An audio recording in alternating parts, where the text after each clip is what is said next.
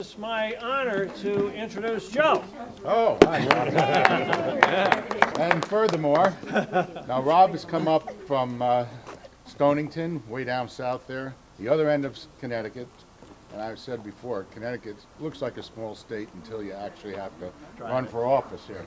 Then it becomes quite big. So he's been gracious enough to come up. Go ahead, say a few words. I know you're not shy. I'm not shy. I just wanted to share with Malvi a couple of things that go to my background and go to my history. For 10 years of my life, after I served in Vietnam, I served in the Central Intelligence Agency in what they call the clandestine service. And during the period of time I was training, I met and then shared a house in Arlington, Virginia, with a guy called Colonel Grayson Lynch. Colonel Grayson Lynch was a career Army officer on detail to the Central Intelligence Agency. And he was the first American on the beach in the Bay of Pigs. The reason he was the first American on the beach at the Bay of Pigs is because the operation had been compromised and the Cubans were ready for him. And his landing craft came under fire and sank at the mouth of the bay. The other boats went further in, came under fire, and most of the people involved in the operation were captured or killed. Grayson went back and saved some of his colleagues, and for that he was awarded the Intelligence Star, which is the highest award offered by the CIA to any CIA officer. At the time it was awarded, only 5 had been awarded in the history of the agency. I went on in my career to serve under a guy called Ted Shackley, who was chief of station out of Miami and running operations against the Castro regime. And the reason I mention this is because the United States of America fought for the freedom of the Cuban people, but we lost. We fought for their freedom, but we lost. And the history of that country and the history of our country since then is a history of people leaving to find freedom here. Leaving Cuba to find freedom here. Right. I, for one, served for 4 years in Vietnam. I tried to plant the flag of freedom and democracy in that country against communism. And I'm sad to say we weren't successful there either. But now as an American and as Americans, we have a new set of challenges. We have challenges where our freedom is being placed at risk right here in this country. And you ask, how can that be? And it's simple. What I have here is a chart that is produced by the Yankee Institute of Public Policy right here in the state of Connecticut. This chart shows that over the last 40 years, the bottom blue line, the population of the state of Connecticut has remained flat, about a 6 or 8% growth of population, and yet the cost of government serving that population, the red line, has gone up 300% through the roof. That's right. Now let me ask you folks here, some of you are not even 20 years old. A few of the guys are over 20. Over the last 20 years, with this dramatic increase of the cost of government, have the services gotten better? No. No. They have not. Is the DMV more efficient? No. Is the Department of Revenue Services more friendly? No. Are the roads better? No. No. So the cost of government has gone up, serving the same number of people, but the services aren't better. And if we're paying more for the same thing, more money is coming out of our pockets, and as the money comes out of our pockets, we lose our freedom. That's right. And where does that money come from? There are 378 sources of revenue that the state of Connecticut collects from tax-paying citizens. 378. That's just the state of Connecticut. This data was compiled by the Yankee Institute of Public Policy. Those 378 sources of revenue are 378 ways that the state of Connecticut puts its hand in your pocket and takes away your hard-earned money. And so I encourage Malvi and I encourage all candidates, Republican and Democrat, to take this chart and take the charge to liberate Hartford from an unrestrained, overwhelming, taxing, regulating government and give us our freedom back. All right. God bless.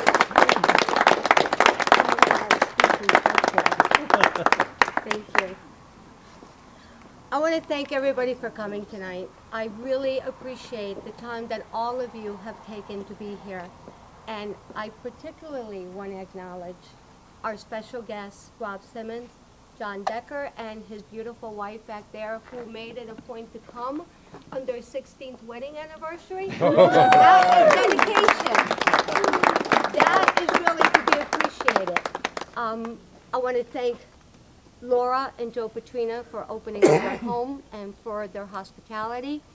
And I would be remiss if I did not thank Bill Landers and his beautiful better half, Juliana Simone, for making this event possible. Without them, it wouldn't have happened. And thank you. Some more gratitude goes to my other loyal volunteers, Skip, Claire, Lisa, Sandy, Bert, everyone else. My daughter is here somewhere. Oh, there she is. And I wanted to say something. Poor Lily, she doesn't care about politics, but I drag her with me to all the events I don't want to go to alone. And she graciously goes. And her fiance hiding back there, he's really kind of gracious about it, but I think that's because he gets to play on the computer when she's out gallivanting with me, and she's not there to yell at him, but that's okay. And last but not least, I want to thank my husband, Bob, who is... All right, Bob. who is the most loyal, amazing man I've ever met. His belief in me allows me to believe in myself when the doubt creeps in. And I can say without reservation that I am more in love with you today than I was the day I married you 25 years ago. All right. So thank you. Now, the majority of the people here tonight, and first I want to say that Rob and I did not coordinate stories. So they're going to flow together, but it wasn't done on purpose. But most of you know my story. I was born in Cuba. English is a second language to me. Came to the United States in 1968 with my parents when they fled the Castro regime. And Rob mentioned Bay of Pigs. I was 3 years old when Bay of Pigs happened. And during the bombing, my mother grabbed me and took off to my grandmother's house to go be with her. And that was the night that they call it the G12, showed up at the house in the middle of the night and arrested my father, took him to jail in his underwear. They did not even allow him the time to put on his pants.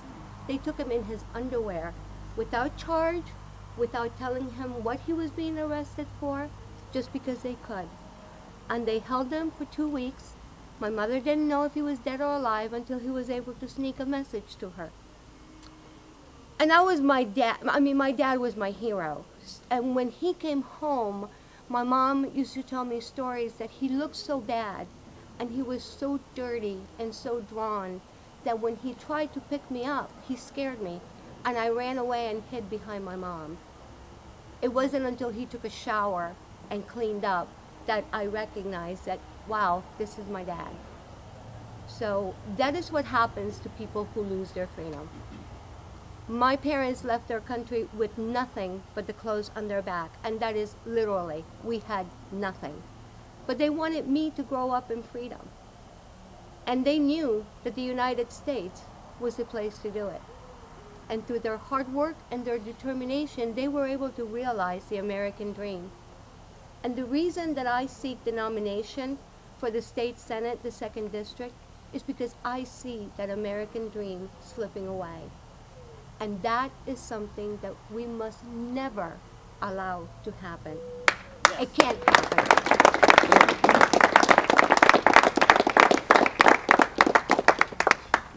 Now, I'm not a politician. I am a mother, I am a grandmother, and I am a small business owner. I ran in 2010 for the state legislature, and even though I ran against a well-known Democrat, I was able to get almost 42% of the vote, and that's for a first-time candidate new to politics who did not have the funds to even get palm cards until 3 weeks before the election. Now, I like to think that we were able to accomplish that because the voters connected with me and with my message that we need to get rid of the career politicians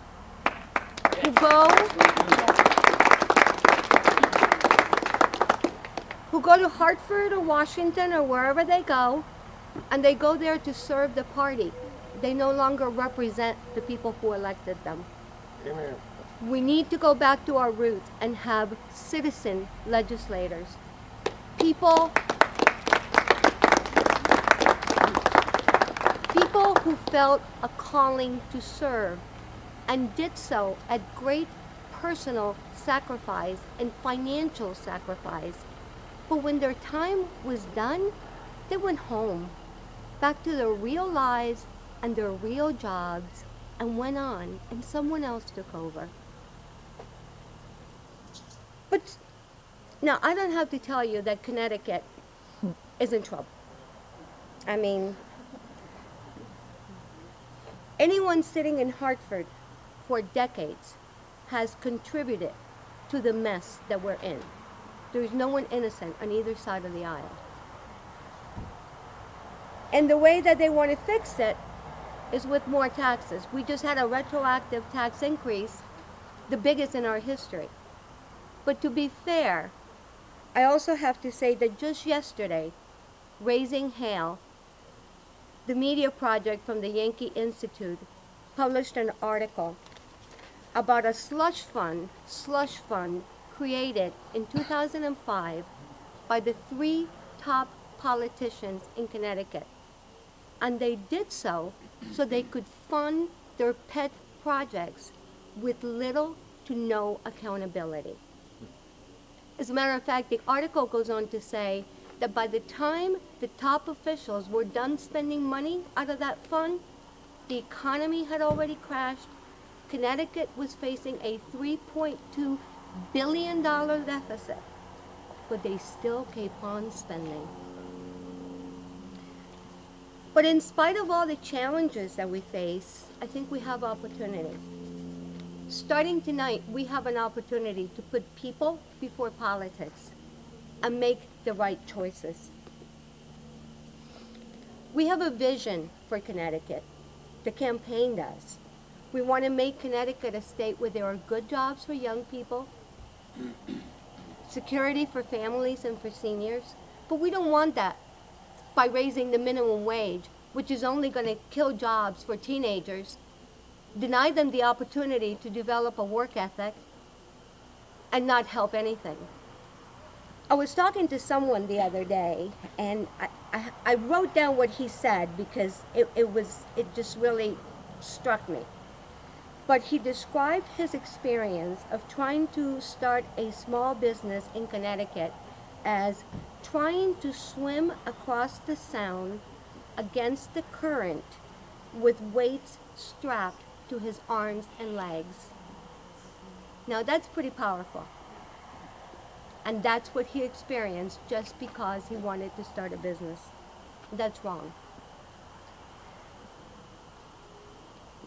We need to make Connecticut a state that is business friendly and that encourages opening of the startup of small businesses and job creation.